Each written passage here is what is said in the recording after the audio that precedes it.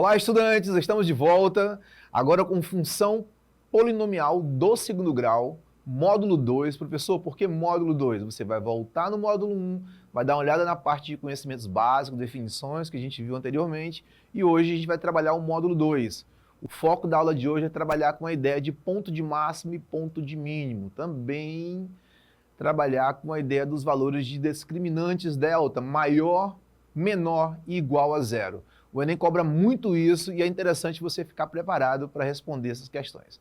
Vamos ao top 5 para vocês entenderem a importância da aula de hoje. No top 5 a gente tem matemática básica, tem estatística, geometria espacial e funções com 10.8, ou seja, essa parte que cabe a ideia da função polinomial do segundo grau, ela se encontra no top 4 e você vai encontrar esse top 4 aí trabalhando com uma porcentagem de 10.8 na avaliação, tá bom? Vamos aos conceitos básicos. Primeiro, como eu frisei, a gente vai trabalhar hoje com foco em vértice da função. O vértice é um ponto muito importante na parábola, pois por meio dele obtemos informações significativas, como a ordem, né? No caso a ordenada, que é o y-vértice, ok? E isso vai definir a ideia do y-vértice, a ideia de ponto de máximo e ponto de mínimo. Importantíssimo isso aqui, tá? Essas relações de ponto de máximo e ponto de mínimo, elas vão dizer para a gente, ou vão informar a relação gráfica de ponto de máximo e ponto de mínimo em relação ao valor da ordenada y, tá? Ok? Então, professor, um macete para a gente. O macete é o seguinte, toda vez que a função for crescente, ela é mínimo. E toda vez que a função for decrescente, ela é máximo. Olha o gráfico dela aqui aparecendo. Professor, de uma maneira mais fácil, como é que eu consigo identificar isso? Você imagina, por exemplo, uma situação de você mergulhar numa piscina, né? Você mergulha numa piscina, você vai até o fundo e faz o retorno. Esse movimento aqui, ó, a gente tem ponto de mínimo, né? Só que ele forma a ideia da parábola. Já já eu vou dar um macete para vocês entenderem essa ideia de concavidade para baixo ou concavidade para cima, tá bom? Um exemplo claro para você entender a ideia de ponto de máximo, você imagina aí chutando uma bola, né? Você tem esse movimento aqui, ó, de uma parábola, né? Então esse movimento aqui ele alcança uma altura máxima. A gente chama de ponto de máximo. Então fica a dica, quando a função for crescente, mínimo, decrescente, máximo, tá bom? Então vamos lá. Olhando para o nosso gráfico aqui, a gente vê claramente a ideia do vértice da parábola. Aqui, ó, o vértice da parábola. Professor, o que é o vértice da parábola? O vértice da parábola é o ponto ou o segmento de reta aqui, ó, que vai dividir a parábola ao meio. Isso vale para a função crescente e também para a função decrescente, tá bom? Olha aí a ideia do vértice aparecendo nas duas. Ok, pessoal? Então nós temos máximo e mínimo. Se você olhar aqui, ó, olha onde aparece a ideia do ponto de mínimo. Ok? Sempre na parte onde ele faz o movimento de retorno. Imagina a piscina que eu falei agora há pouco. E o ponto de máximo, de novo, olha aí o que acontece. Você pode comparar também o lançamento de um objeto, né? Aí você vai um pouco lá para a física. O lançamento vertical de um objeto, né? Lançado no ar. Ele vai alcançar uma altura máxima. Então a gente caracteriza também a ideia de ponto de máximo. Tá bom? Bem, essas relações de função aqui, ó, ela apresenta um resumão para a gente entender e ela vai entrar na ideia da equação do segundo grau, né? Gente, entender que essas relações de ponto de máximo e mínimo, elas vão cair numa coisa chamada coordenadas do vértice, tá bom? Pessoal, o que eu vou usar na coordenada do vértice? Eu vou usar primeiro a ideia do x-vértice, depois a ideia do y-vértice. Essa relação de vértices, ela vai aparecer como x de vértice, lembrando que numa coordenada ou num par ordenado, o x e o y têm necessariamente essa ordem, x primeiro e y depois, tá bom? E você vai utilizar essas fórmulas aqui, ó. Professor, onde é que elas vão aparecer? Elas vão aparecer exatamente aqui, ó, nessa relação de ax ao quadrado mais bx mais c, tá bom? E o valor do discriminante delta, só lembrando um pouquinho a aula do módulo 1, né? O delta é o nosso b ao quadrado menos 4ac, tá bom? Bem, pessoal, agora a gente vai para a primeira questão do Enem, né? E você vai entender o seguinte, essas abordagens de ponto de máximo, ponto de mínimo, o Enem utiliza muito. E a gente também precisa lembrar da questão dos valores de delta, delta maior, menor, igual, tá bom? Onde define a ideia dos zeros da função. Professor, só lembrando de novo, como é que eu vou recordar? Quando você voltar no módulo 1, você vai lembrar que quando delta é maior que zero, você vai ter duas raízes distintas. Quando delta for igual a zero, você vai ter duas raízes exatamente iguais, tá bom? E quando o delta for negativo, a gente não apresenta raízes reais, tá bom? Vamos ao problema que o Enem nos propõe. Enem 2016. Para evitar uma epidemia, a Secretaria de Saúde de uma cidade detetizou todos os bairros de modo a evitar a proliferação do mosquito de dengue, sabendo-se que o número F de infectados é dado pela função.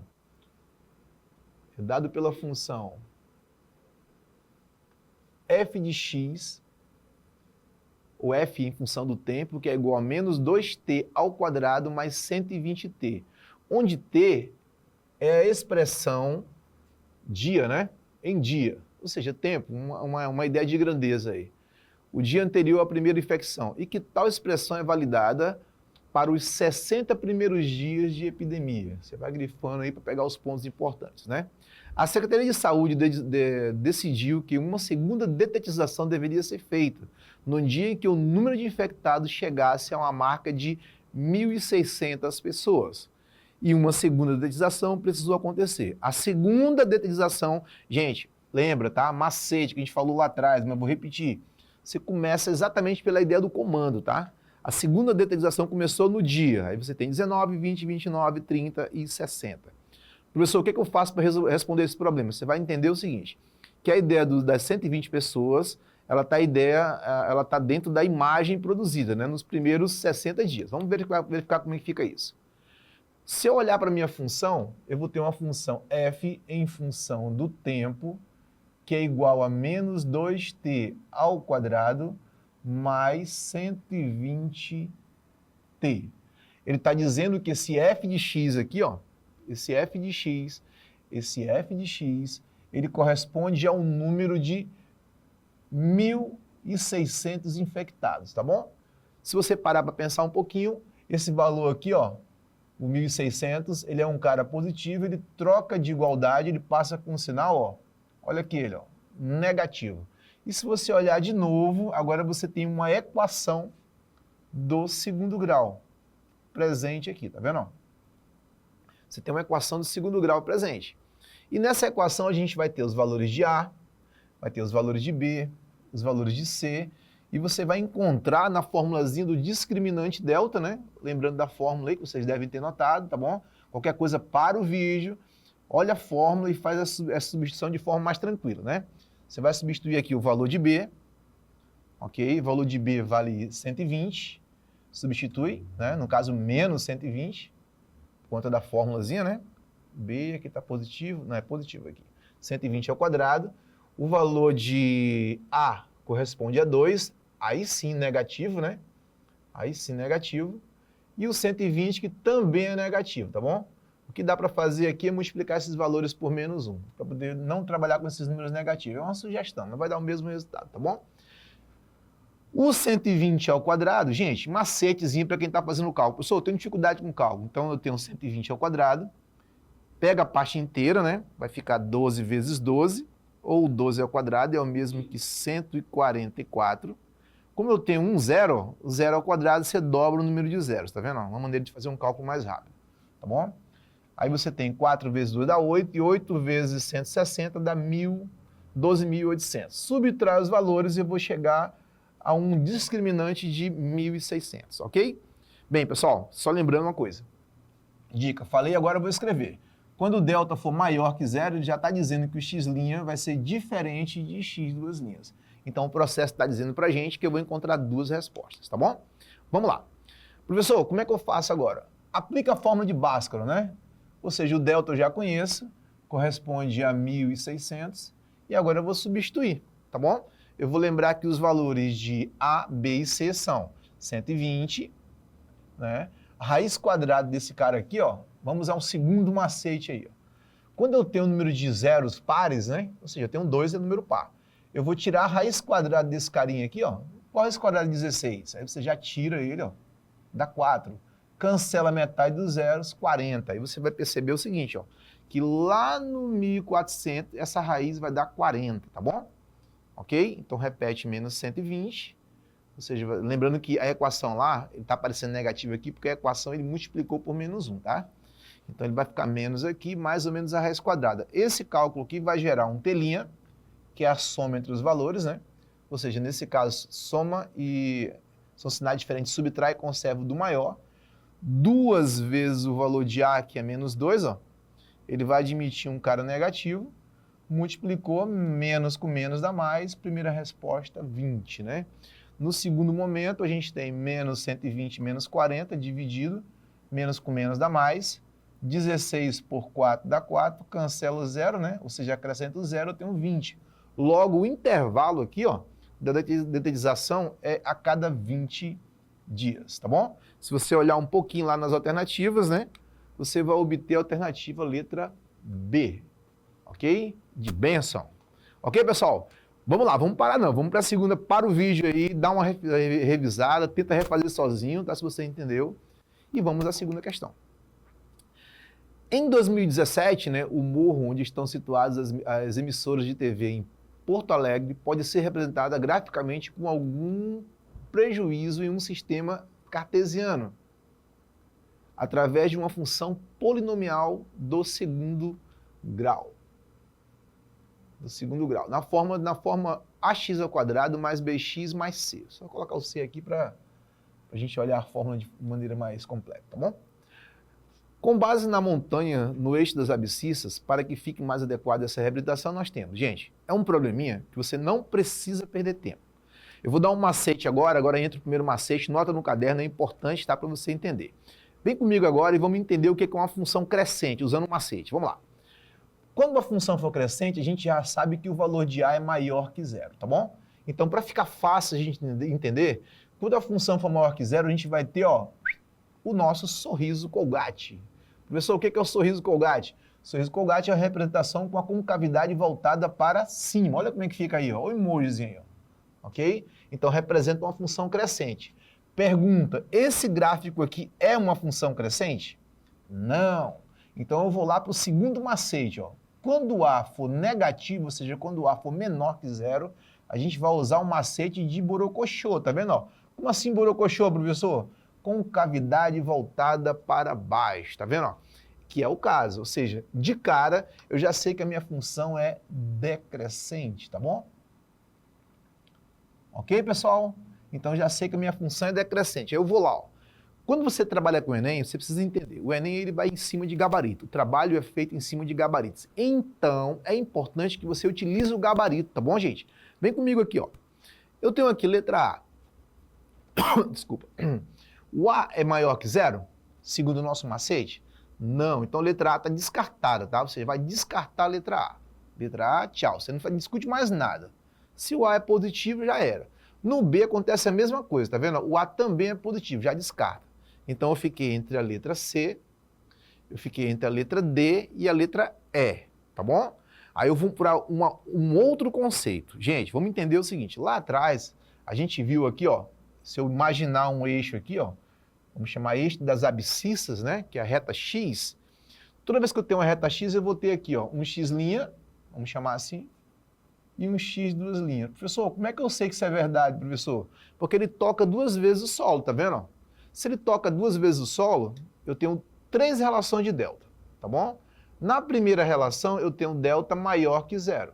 Na segunda, eu tenho delta menor que zero. E na terceira relação discriminante, eu tenho delta igual.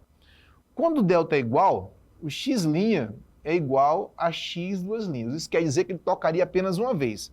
Não é o caso, tá bom? Se eu tenho um delta negativo, o x não pertence aos números reais, tá bom? Então, só sobra delta maior que zero, que é quando ele toca 2 vezes. Ou seja, x' vai ser diferente de x duas linhas. Movimento aqui, ó, borocochô, né? A gente tem delta. Professor, o que é o delta? É b ao quadrado menos 4a. Pode ser menor que zero? Não. Pode ser igual a zero? Não. Então, por eliminação, a gente tem a resposta correta, letra D, de Deus nos acuda, né, Senhor? Ok? Vamos lá, segue aqui, vamos à última questão do dia. A gente tem agora uma relação do Enem 2013. A temperatura T de um forno em graus centígrados é reduzida por um sistema a partir do instante do seu desligamento, ou seja, T igual a zero, e varia de acordo com a expressão. Nós temos uma expressão que, por ter um grau de polinômio 2, já é uma equação do segundo grau, ok, pessoal? Com T em minutos, por motivo de segurança, a trava do forno só é liberada para abertura quando o forno atingir a temperatura de 39, tá bom? Então nós temos aí um T final, né? Qual o tempo mínimo de espera em minutos após o desligar o forno para que a porta possa ser aberta? Olha o comando da questão aqui, ó. Qual o tempo mínimo? Tempo mínimo, a gente vai usar aquelas relações lá atrás, né? Pessoal, o que eu faço? Eu tenho uma expressão aqui, ó, que ele determina a ideia do Tzão, né? Em função do tempo. Então eu tenho menos T ao quadrado sobre 4 mais 400, ele está dizendo o seguinte, ó, que a temperatura mínima aqui que ele pode desligar para poder abrir o forno é essa aqui, ó, que é a nossa imagem, no caso 39, tá bom? Eu vou substituir em 39, aí ficou menos T ao quadrado sobre 4 mais 400. Esse valor aqui, ó, que é negativo, eu vou trocar ele de igualdade, tá bom? Vou juntar aqui os termos semelhantes, né? O T ao quadrado vem para cá, elevado a 4. Tudo isso é igual, 400 já está aqui, deixa ele quietinho. Ok? E esse 39 aqui eu vou passar para o outro lado, mas com sentido contrário, ou seja, negativo. Vai ficar menos 39. Faz uma continha básica aqui, matemática básica, né? E você vai ter T ao quadrado sobre 4 igual a 361. Ok, gente? Aplica aqui o X-Men, né? Ou seja, meio pelos extremos. E você vai obter o quê? Na ideia do meio pelos extremos, você vai obter o cálculozinho, ó, de T ao quadrado. Vou colocar um pouco aqui, né? T ao quadrado igual a 4 vezes 361. Tá bom? Vou apagadinho aqui. Tá vendo esse valor de potência aqui, ó? Ele vai como raiz. Se eu puxar um pouquinho para cá, gente, eu tenho T igual a 4 vezes 361. Vou pegar essa potência aqui usando macete, né? Propriedade seria raiz em ambos os membros, né? E vou passar ele como raiz quadrada usando macete, é claro, tá bom? Então eu vou ter igual a raiz quadrada de 4 vezes 361. Professor, por que você não utiliza, professor, a ideia do número... Por que você não fez o cálculo desse número multiplicando 4 vezes 361? Porque o 4 é um quadrado perfeito e o 361 também. Ou seja, o que é um quadrado perfeito? É um valor exato, gente. Então eu tenho aqui, raiz quadrada de 4 dá 2, raiz quadrada de 361 é 19. Aí você multiplica. 2 vezes 19, o nosso tempo aqui, ó, que não admite valores negativos, é igual a 38 minutos, tá bom, gente? Alternativa correta, letra D. E assim a gente finaliza a nossa aula de matemática envolvendo função polinomial do segundo grau. Ok, pessoal? Um abraço a todos e até a próxima aula.